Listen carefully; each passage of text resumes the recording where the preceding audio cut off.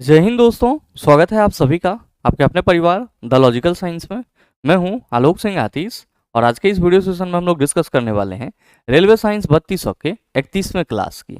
जी हां दोस्तों, इससे पीछे के वीडियो सेशन में हम लोगों ने रेलवे साइंस 3200 का 30वां क्लास देखा था, जहां पे हम लोगों ने वैसे महत्वपूर्ण क्वेश्चन को डिस्कस करा था जो आपके पिछले रेलवे एग्जाम में पूछे गए थे। दोस्तों आज के इस वीडियो सेशन में भी हम लोग वैसे ही कुछ और महत्वपूर्ण क्वेश्चन को डिस्कस कर रहे होंगे जो आपके रेलवे एग्जाम में पूछे गए हैं और साथ ही रेलवे के आगामी परीक्षा के लिए बहुत ही उपयोगी है। साथ ही आपकी जानकारी के लिए बताना चाहूंगा कि आज के इस सेशन का जो भी क्वेश्चन है उसका पीडीएफ आपको कहाँ मिलेगा, ये हमारे टेलीग्राम ग्रुप से मिल जाएगा, जिसका लिंक इस वीडियो के नीचे डिस्क्रिप्शन में दिया हुआ है। आप वहां से जाकर के पीडीएफ को एक्सेस कर सकते हैं। बहरहाल आइए अपने सेशन की शुरुआत करते हैं और चलते हैं पहले क्वेश्चन की तरफ। मेरे मित्र, आपका जो पहला क्वेश्चन है आज के इस सेशन का, क्वेश्चन नंबर 1 कि चावल की भूसी के तेल के स्थिरीकरण में निम्न में से किस एंजाइम का उपयोग होता है। मेरे मित्र, आपसे क्वेश्चन करा जा रहा है कि चावल की भूसी से जो हम लोग तेल निकालते हैं उस प्रक्रिया में किस प्रकार के एंजाइम का उपयोग किया जाता है। आपका ऑप्शन है कैटालेज, दूसरा ऑप्शन है सेलुलोज, तीसरा है लाइपेज और चौथा है आपका हाइड्रोलेज। तो आप सभी याद रखेंगे कि चावल की भूसी से तेल निकालने में जो हम लोग एंजाइम का उपयोग करते हैं वो क्या होता है आपका, सर लाइपेज होता है। और मेरे मित्र, ये जो लाइपेज एंजाइम है ये आपके बॉडी में भी पाया जाता है। आप कहेंगे कि सर हमारे ऑप्शन में कैटालेज दिया हुआ है, तो मेरे मित्र आप सभी ध्यान में रखना कि ये जो कैटालेज है ये पेरीऑक्सीसोम और ग्लाइऑक्सीसोम, पेरीऑक्सीसोम और ग्लाइऑक्सीसोम में पाया जाता है। तो अगर कहीं पे आपसे ये सवाल करा जाए कि कैटालेज नामक एंजाइम निम्नलिखित में से कहां पाया जाता है, तो आप कहेंगे पेरीऑक्सीसोम और ग्लाइऑक्सीसोम में पाया जाता है। मेरे मित्र, यहाँ पे सेलुलोज है, कहने की कोई जरूरत नहीं है, आप सबों को मालूम है कि जो पादप की कोशिका भित्ति होती है वो किससे बनी होती है, आप कहेंगे सर सेलुलोज से बनी होती है। और मेरे मित्र, इस सेलुलोज का उपयोग हम लोग कई तरह के अन्य पदार्थों के निर्माण में भी करते हैं। जैसे कि अब अगर हम लोग पेपर निर्माण की बात करते हैं तो आप कहते हैं सर वहां पे भी सेलुलोज का इस्तेमाल किया जाता है। ध्यान में रखेंगे यहाँ पे जो हाइड्रोलेज है ये भी एक प्रकार का एंजाइम है, इसको हम लोग हाइड्रोलिटिक एंजाइम के एक रूप के रूप में देखते हैं इसको। और साथ ही आप सभी ध्यान में रखेंगे कि ये जो हाइड्रोलेज एंजाइम है ये आपका बायोकेमिकल्स कैटलिस्ट के रूप में यूज किया जाता है। बायोकेमिकल्स कैटलिस्ट के रूप में यूज किया जाता है। अब ध्यान दीजिएगा कि यहाँ पे कैटलिस्ट का मतलब क्या हुआ, तो सर कैटलिस्ट का मतलब हुआ उत्प्रेरक, यानी कि इस एंजाइम का उपयोग बायोकेमिकल मतलब आप कह सकते हो जैव रासायनिक क्रियाओं को नियंत्रित और नियमित करने के लिए किया जाता है। तो आप सभी ये चीज हमेशा कंठाग्र रखेंगे कि कैटालेज एंजाइम पेरीऑक्सीसोम और ग्लाइक्सोसोम में फाउंड होगा, सेलुलोज पादपों के कोशिका भित्ति में पाई जाती है, लाइपेज क्वेश्चन के अकॉर्डिंग इसका इस्तेमाल हम लोग चावल के भूसी से तेल निकालने के लिए करते हैं, और हाइड्रोलेज जो है वो बायोकेमिकल कैटलिस्ट के रूप में इसका उपयोग किया जाता है, जो कि हाइड्रोलिटिक एंजाइम का एक क्लास है, एक रूप है। और ये बायोकेमिकल कैटलिस्ट क्या होता है, तो आप कहेंगे सर कैटलिस्ट का मतलब होता है उत्प्रेरक। हम सबों को मालूम है कि किसी भी केमिकल रिएक्शन को नियंत्रित करने वाला जो पदार्थ होता है वो कैटलिस्ट कहलाता है।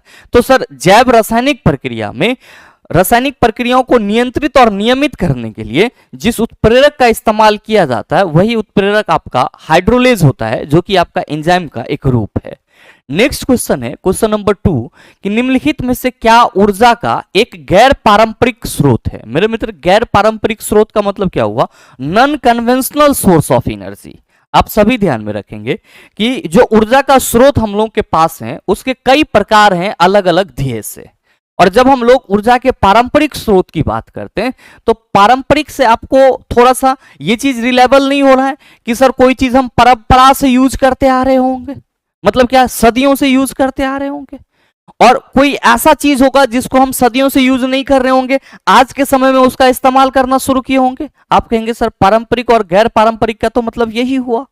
अब वैसे ऊर्जा स्रोत जिसको हम लोग प्राचीन समय से उपयोग में लेते आ रहे हैं उसको तो हम लोग पारंपरिक ऊर्जा स्रोत बोलेंगे, और जिसको हम प्राचीन समय से उपयोग में लेते नहीं आ रहे हैं, जिसका इस्तेमाल हम लोग या जिसका उपयोग हम लोग अब कर रहे हैं, वो क्या होंगे, आप कहेंगे गैर पारंपरिक स्रोत होंगे। तो मेरे मित्र, आपसे सवाल करा जा रहा है कि निम्नलिखित में से क्या ऊर्जा का एक गैर पारंपरिक स्रोत है। तो भाई मेरे, पेट्रोल का इस्तेमाल तो आप प्राचीन समय से करते आ रहे हैं, आप बात करेंगे लकड़ी की, तो सर इसका भी इस्तेमाल आप प्राचीन समय से करते आ रहे हैं।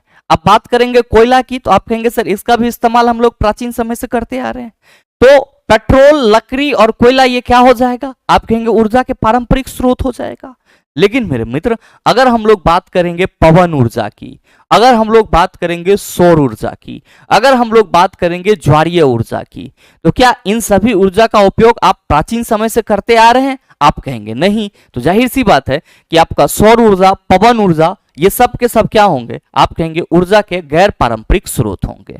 मेरे मित्र, आप सभी ध्यान में रखेंगे कि जो ऊर्जा का पारंपरिक स्रोत होता है, जो ऊर्जा का पारंपरिक स्रोत होता है, इसको हम लोग क्या बोलते हैं? तो सर ऊर्जा के पारंपरिक स्रोत को अनवीकरणीय ऊर्जा स्रोत भी बोलते हैं। ये चीज भी आप सभी ध्यान में रखना। अनवीकरणीय ऊर्जा स्रोत यानी कि non renewable sources of energy भी बोलते हैं। आप कहेंगे सर ये नया वर्ड का मतलब क्या हुआ? मेरे मित्र, अनवीकरणीय ऊर्जा स्रोत का मतलब ये हुआ कि वैसे ऊर्जा स्रोत जो पुनः उत्पादित नहीं हो सकते, यानी कि जिसको हम पुनः प्राप्त नहीं कर सकते, उसको अनवीकरणीय ऊर्जा स्रोत कहते हैं। और अनवीकरणीय ऊर्जा स्रोत जो होते हैं उसको बनने में हजारों साल लग जाता है, जिस वजह से अगर वो एक बार खत्म हो जाएगी तो सर उसको हमें जल्दी प्राप्त करने में कठिनाई होगी। चला जी, अगर हम लोग बात करें कोयला और पेट्रोलियम जैसे सब्सटेंसेस की, कोल एंड पेट्रोलियम जैसे सब्सटेंसेस की, तो क्या ये एक दिन में फॉर्म होता है? आप कहेंगे ऐसा तो नहीं है सर, इसको बनने में हजारों साल लग जाते हैं। तो अगर आज कोयला और पेट्रोल खत्म हो जाए तो क्या आप कल कोयला और पेट्रोल बना सकते हैं? आप कहेंगे सर ये बनेगा तो अपने तरीके से बनेगा और इसको बनने में लंबा टाइम लगेगा। तो हम इसलिए ये कह सकते हैं कि जो हमारा कोयला और पेट्रोल है या फिर कोयला और पेट्रोलियम सब्सटेंसेस है वो क्या होंगे, ऊर्जा के पारंपरिक स्रोत तो होंगे लेकिन अनवीकरणीय ऊर्जा स्रोत होंगे, जिसको हम लोग पुनः प्राप्त नहीं कर सकते हैं। लेकिन मेरे मित्र, इसी जगह पे अगर हम लोग पवन ऊर्जा की बात करें या फिर अगर हम लोग सौर ऊर्जा की बात करें या फिर हम लोग ज्वारीय ऊर्जा की बात करें, तो मेरे मित्र ये पवन ऊर्जा, सौर ऊर्जा, ज्वारीय ऊर्जा क्या है? तो आप कहेंगे सर हवा बहुत तेज चल रही है आज, तो हमें पर्याप्त मात्रा में पवन ऊर्जा मिल जाएगा। अगर हवा आज बंद हो जाती है तो ऐसा थोड़ी है कि कल वो नहीं बहेगी, सर फिर से बहेगी। तो इसका मतलब ये हुआ कि हम फिर से कल पवन ऊर्जा प्राप्त कर सकते हैं। ऐसा थोड़ी है सर कि आज सूरज खिला है तो हमको ऊर्जा मिल जाएगी, कल नहीं खिलेगा। आप कहेंगे सर जब तक पृथ्वी है तब तक तो सनलाइट हम लोग को मिलता रहेगा, मतलब सौर ऊर्जा भी हमें मिलती रहेगी। इसी तरह का क्या है सर, ज्वारीय ऊर्जा भी है। मतलब ये हुआ कि जो ऊर्जा के गैर पारंपरिक स्रोत होते हैं, जो ऊर्जा के non conventional source of energy होते हैं, जो ऊर्जा के non conventional source of energy होते हैं, उसको हम लोग क्या कहते हैं? आप सभी ध्यान में रखेंगे, इसको हम लोग नवीकरणीय ऊर्जा स्रोत कहते हैं। क्या कहते हैं? नवीकरणीय ऊर्जा स्रोत कहते हैं, जिसको इंग्लिश में रिन्यूएबल सोर्सेज ऑफ एनर्जी बोला जाता है। तो रिन्यूएबल सोर्सेज ऑफ एनर्जी वैसे सोर्सेज ऑफ एनर्जी होते हैं जिसको हम पुनः प्राप्त कर सकते हैं, और non renewable sources of energy वैसे एनर्जी के सोर्स होते हैं जो हमें फिर से प्राप्त नहीं हो सकते हैं।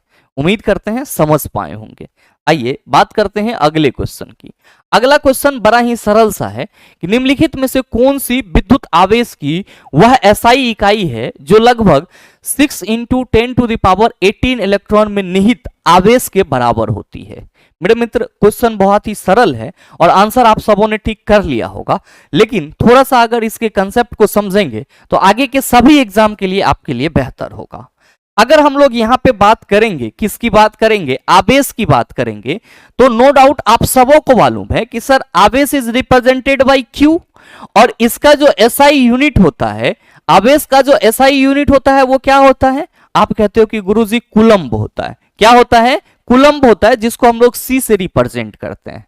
और आप सबों को मालूम है कि एक कूलम्ब आवेश जो है वो 6.25 × 10⁻18 इलेक्ट्रॉन पे उपस्थित आवेश की मात्रा है। क्या कहते हो सर कि जो एक कूलम्ब आवेश होता है वो 6.25 × 10⁻18 इलेक्ट्रॉन पे उपस्थित आवेश की मात्रा है। आप कहेंगे सर ये वैल्यू आपने कैसे निकाला? आप भी निकाल सकते हो। आप सभी बस एक चीज ध्यान में रखना कि एक फॉर्मूला होता है Q = NE, जहां पे Q क्या है? तो सर Q जो है वो आवेश को बता रहा है। Q किसको बता रहा है? आवेश को बता रहा है। N क्या है? तो sir n number of electron है और E क्या है, आप सभी ध्यान में रखेंगे, एक इलेक्ट्रॉन पे आवेश की मात्रा है। E क्या है, एक इलेक्ट्रॉन पे आवेश की मात्रा है। मेरे मित्र आप सभी ये ध्यान में रखना कि अगर n नंबर ऑफ इलेक्ट्रॉन है तो हम सभी यहां पे n इक्वल टू क्या कह सकते हैं, आप कहेंगे सर Q बटा E कह सकते हैं। अगर हम आपको बोलें कि सर यहां पे आप 1 कूलम्ब चार्ज लो तो Q की जगह आप क्या रखोगे, सर 1 रखेंगे। और मेरे मित्र आप सबों को मालूम है एक इलेक्ट्रॉन पे वैल्यू कितना होता है, एक इलेक्ट्रॉन पे आवेश कितना होता है, आप कहेंगे sir 1.6 into 10 to the power minus 19 होता है। कितना होता है, 1.6 into 10 to the power minus 19 होता है। और चला जी इसी को आप सॉल्व करेंगे तो ये कितना आ जाएगा, 6.25 इंटू 10 टू द पावर 18 आ जाएगा। मतलब आपसे जो सवाल करा जा रहा है कि निम्न में से कौन सी विद्युत आवेश की वह एसआई इकाई है जो लगभग 6 into 10 to the power 18 electron में निहित आवेश के बराबर है, तो आप सभी कहेंगे गुरुजी कूलम। क्या होगा आंसर, कूलम हो जाएगा। ध्यान में रखेंगे कि यहां पे आपका ऑप्शन में हेनरी भी दिया हुआ है, तो सर अगर स्वप्रेरण की बात की जाएगी, इंडक्टेंस के यूनिट की बात की जाएगी, यानी कि स्वप्रेरण के मात्रक की बात की जाएगी, तो आप सभी क्या कहेंगे कि सर हेनरी होगा। और आप सभी ध्यान में रखेंगे कि अगर हम लोग सीमेंस की बात करेंगे तो ये किसका यूनिट होगा, आप सभी ध्यान में रखना, इलेक्ट्रिकल कंडक्टेंस का यूनिट होगा, इलेक्ट्रिकल कंडक्टेंस का यूनिट होगा। इलेक्ट्रिकल कंडक्टेंस जिसको हम लोग विद्युत चालकता बोलते हैं। और बेकुरल की अगर बात की जाएगी तो सर अगर आपसे क्वेश्चन ये करा जाए कि रेडियो एक्टिविटी का यूनिट क्या होता है, रेडियो धर्मिता का मात्रक, तो आप सभी कहेंगे कि गुरुजी रेडियो धर्मिता का मात्रक जो है वो बेकुरेल होता है। तो ये चीज भी आप सभी ध्यान में रखना। आइए बात करते हैं अगले क्वेश्चन की। अगला क्वेश्चन है क्वेश्चन नंबर 4 कि निम्नलिखित में से किस जीव में 4 कक्षीय हृदय होता है। आपसे पूछा जा रहा है कि इन चारों में से किस में 4 कक्षीय हृदय होता है। मेरे मित्र आप सभी के ऑप्शन में दिया हुआ है मेढक, मछली, मोर, समुद्री घोड़ा। ध्यान में रखेंगे समुद्री घोड़ा एक छोटा सा जीव होगा जो समुद्र में पाया जाता है। मेढक, मछली और फिर मोर, इस ऑप्शन में से आपको क्या करना है सर, टिक आउट करना है। आप कहेंगे कैसे करेंगे, हमको तो याद नहीं रहता है। तो काहे नहीं याद रहता है चला जी, आपको तो ये याद रखना होगा कि अगर हम लोग हार्ट चैम्बर की बात करेंगे, अगर हम लोग हार्ट चैम्बर की बात करेंगे तो आप सभी ये ध्यान में रखना कि जो एम्फीबियन यानी कि उभयचर होते हैं, जो एम्फीबियन यानी कि उभयचर होते हैं, इसके हार्ट में 3 चैम्बर होते हैं। और साथ ही साथ जो रेप्टिलिया वर्ग के जंतु होते हैं जिसको हम लोग क्या कहते हैं सर जी, सरीसृप कहते हैं, इसी को इंग्लिश में रेप्टाइल्स कहते हैं, इसके हार्ट में भी 3 चैम्बर होते हैं। और साथ ही आप सभी ध्यान में रखेंगे कि जो आपका एबीज वर्ग का जंतु होता है, जो एबीज वर्ग का जंतु होता है, इसके हार्ट में 4 चैम्बर होते हैं। और साथ ही जो स्तनधारी होते हैं, मैमल्स होते हैं, इसके भी हार्ट में क्या होते हैं सर, 4 चैम्बर होते हैं। और मेरे मित्र आप सभी ध्यान में रखना कि अगर हम लोग पीसेज यानी कि मत्स्य वर्ग के जंतु की बात करते हैं तो मत्स्य वर्ग के जंतु में जो चैम्बर की संख्या होती है वो कितनी होती है, आप सभी याद रखना 2 होती है। क्या कहोगे कि गुरुजी जो मेढक है ये तो एम्फीबियन से रिलेट करेगा, क्योंकि उभयचर उसको बोलते हैं जो जल और थल दोनों में रहता है। तो जाहिर सी बात है कि इसके हार्ट में क्या होगा, आप कहेंगे सर जी 3 चैम्बर होगा। अगर हम मछली की बात करेंगे तो आप कहेंगे सर जी इसके हार्ट में जो है ये 2 चैम्बर होगा। क्यों, क्योंकि मछली जो है सर वो मत्स्य वर्ग के अंतर्गत आएगा, जबकि मोर आपका पक्षी के अंतर्गत आएगा। और आप कहेंगे सर इसके हार्ट में 4 चैम्बर होंगे। तो सही आंसर क्या होगा, ऑप्शन नंबर बी हो जाएगा। नेक्स्ट क्वेश्चन आपसे ये पूछा जा रहा है कि आधुनिक आवर्त सारणी के अनुसार निम्न में से किस तत्व का परमाणु क्रमांक 30 है। तो मेरे मित्र आप सभी ध्यान में रखना कि कोबाल्ट का परमाणु संख्या 27 होता है, निकेल का परमाणु संख्या 28 होता है, और जिंक का परमाणु संख्या जो है वो 30 होता है, और फेरस का परमाणु संख्या 26 होता है। आपसे पूछा जा रहा है किसका परमाणु क्रमांक 30 है, आप कहेंगे सर ऑप्शन नंबर सी का परमाणु क्रमांक 30 है। उम्मीद करते हैं समझ पाए होंगे। आइए बात करते हैं हम लोग अगले क्वेश्चन की। अगला क्वेश्चन है बड़ा ही सरल सा क्वेश्चन कि ऊर्ध्वपातन क्या है, सब्लिमेशन क्या है। मेरे मित्र मैंने आपको कई बार बताया है कि ऊर्ध्वपातन एक ऐसी प्रक्रिया होती है जिसमें कोई ठोस पदार्थ को गर्म करने पर वो सीधे गैस में बदल जाता है। और इस तरह के बहुत सारे ठोस पदार्थ आपको अपने आसपास में देखने को मिल जाते हैं। जैसे कि अगर हम एग्जाम्पल के रूप में देखें तो जो आपका कपूर है, जो पूजा की थाली में उपयोग किया जाता है सर आरती के क्रम में, तो कपूर ऊर्ध्वपातित पदार्थ है आपका। जो आयोडीन है ऊर्ध्वपातित पदार्थ है। अगर नौसादर की बात करोगे ये भी क्या है सर, ऊर्ध्वपातित पदार्थ है।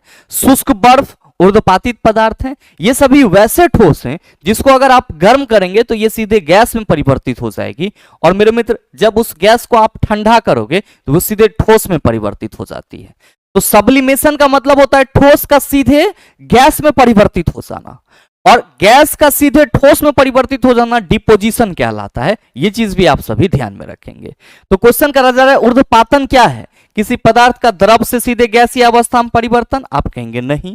किसी पदार्थ का ठोस से सीधे गैस अवस्था में परिवर्तन, बिल्कुल सही है, और सही आंसर ऑप्शन नंबर बी हो जाएगा। बाकी के ये और ये, जब ऊर्ध्वपातन क्या है सीधे सीधे ये पूछ रहा है तो सर इसको हम पढ़ के अपना टाइम क्यों बर्बाद करें। आइए बात करते हैं अगले क्वेश्चन की। अगला क्वेश्चन है क्वेश्चन नंबर 7 कि निम्न में से किस उपग्रह की कक्षा सूर्य समकालिक नहीं है। मेरे मित्र ध्यान में रखेंगे कि अगर हम लोग सैटेलाइट की बात करते हैं, उपग्रह की बात करते हैं, तो उपग्रह को हम लोग दो कैटेगरीज के रूप में देखते हैं। एक को हम लोग भू अस्थायी उपग्रह के रूप में देखते हैं जिसको जियो स्टेशनरी सैटेलाइट बोला जाता है, और मेरे मित्र एक जो होता है उसको हम लोग सूर्य समकालिक उपग्रह बोलते हैं। क्या बोलते हैं सर? सूर्य समकालिक उपग्रह, जिसको इंग्लिश में सन सिंक्रोनियस सैटेलाइट कहा जाता है।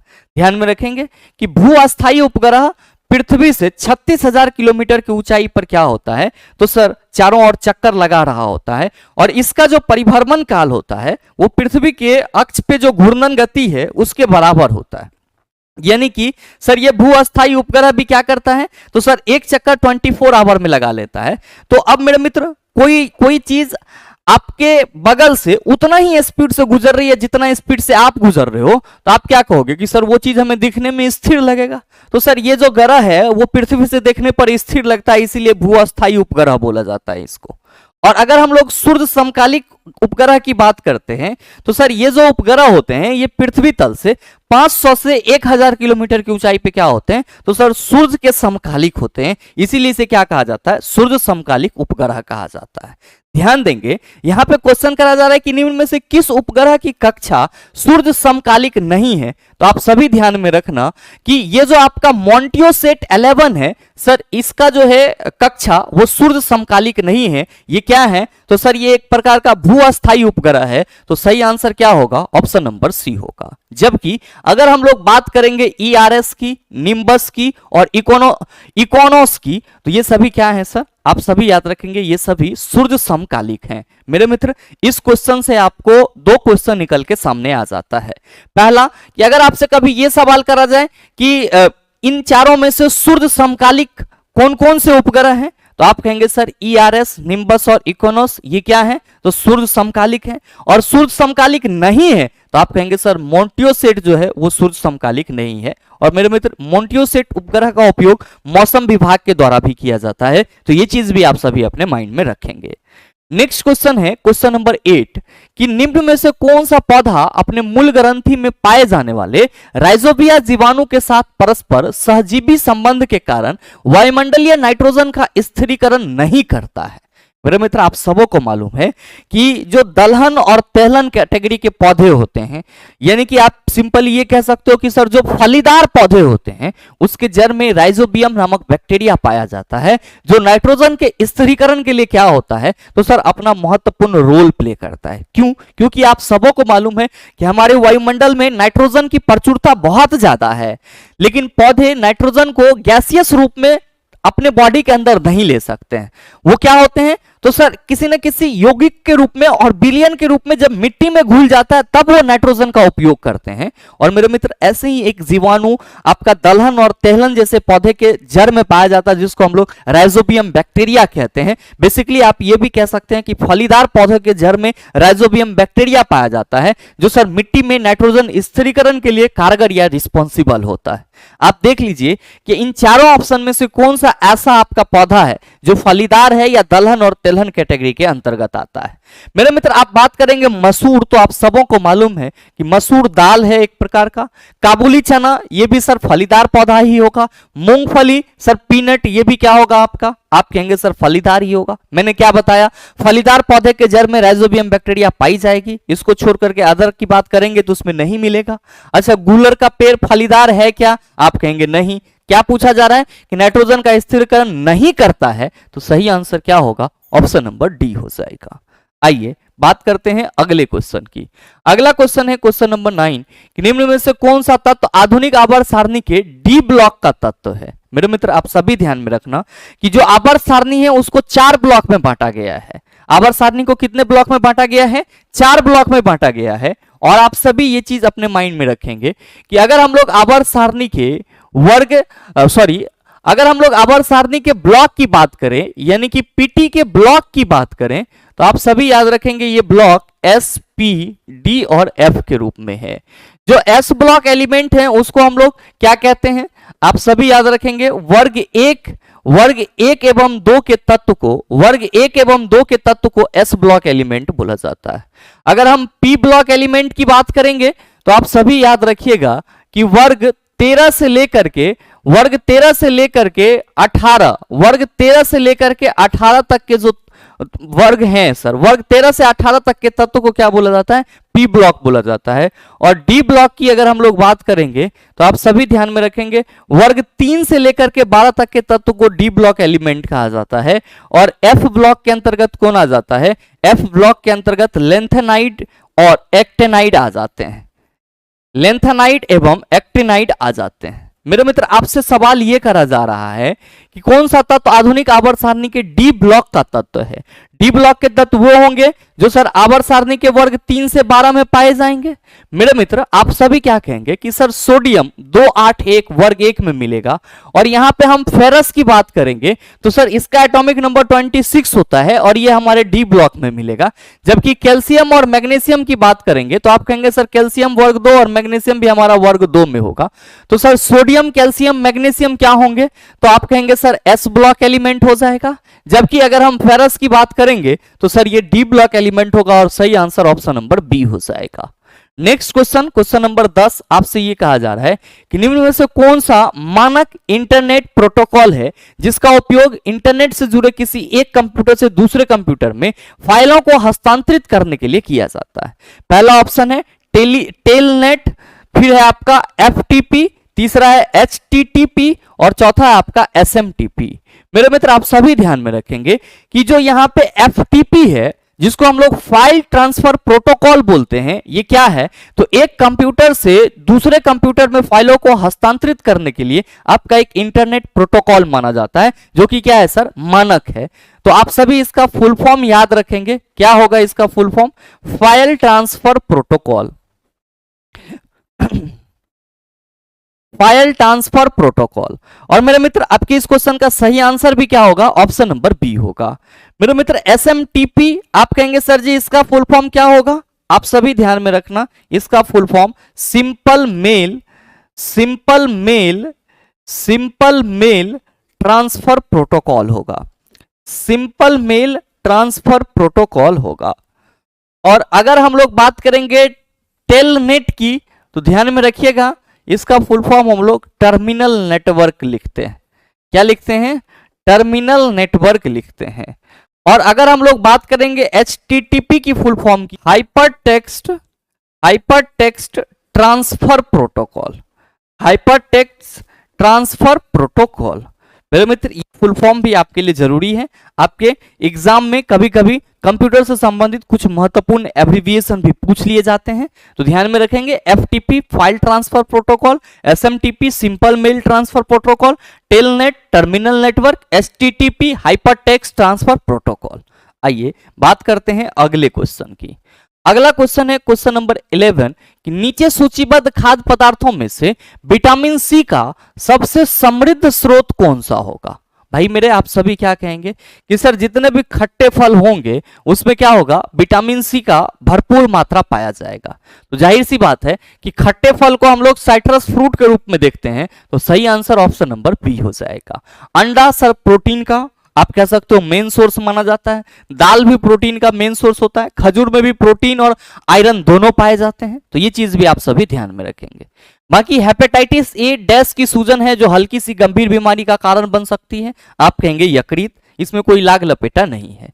क्वेश्चन नंबर 13 कि डैश व्हील के चारों ओर लिपटा हुआ एक पतली चुंबकीय परत युक्त प्लास्टिक का एक टुकड़ा है जिस पर अनुक्रमिक अभिगम की सुविधा मौजूद होती है और इसे प्रायः बड़ी मात्रा में डाटा का बैकअप लेने के लिए प्रयोग करते हैं। मेरे मित्र आप सभी ध्यान में रखना कि जो मैग्नेटिक टेप होता है उस पे क्या होता है, तो व्हील्स के चारों ओर एक चुंबकीय परत रखा हुआ रहता है जिसका बेसिकली हम लोग उपयोग किसके लिए करते हैं, तो सर डाटा को स्टोर करने के लिए करते हैं। नेक्स्ट है एसएसडी, तो मेरे मित्र इसको हम लोग फुल फॉर्म के रूप में क्या कहते हैं, सर इसका फुल फॉर्म होता है solid state drive. Solid state drive. Hard disk sir ध्यान में रखेंगे इसको हम लोग क्या कहते हैं, हार्ड डिस्क ड्राइव कहते हैं, एचडीडी। एचडीडी अगर कहीं पे लिखा हुआ मिले तो आप समझ जाना कि हार्ड डिस्क ड्राइव की बात की जा रही है, ठीक है। डी रैम इसको हम लोग डायनामिक रैम कहते हैं। आप सभी ध्यान में रखेंगे कि जो रैम होते हैं वो दो प्रकार के होते हैं, एक होता है आपका डी रैम जिसको डायनामिक रैम बोला जाता है, और एक होता है आपका एस रैम जिसको हम लोग क्या कहते हैं, स्टैटिक रैम कहते हैं। तो ये चीज भी आप सभी माइंड में रखेंगे। नेक्स्ट क्वेश्चन, क्वेश्चन नंबर 14 कि मैगपिलियन नालिकाएं निम्न में से किस में पाई जाती है, कॉर्डेटा, एनिलिडिटा, इकांडोर्माटा, ऑर्थोपोडा, ये सब जंतुओं के समूह हैं और आप सभी कहेंगे कि गुरुजी ये जो मैगपिलियन नलिकाएं हैं ये ऑर्थोपोडा समूह के जंतुओं में पाए जाते हैं।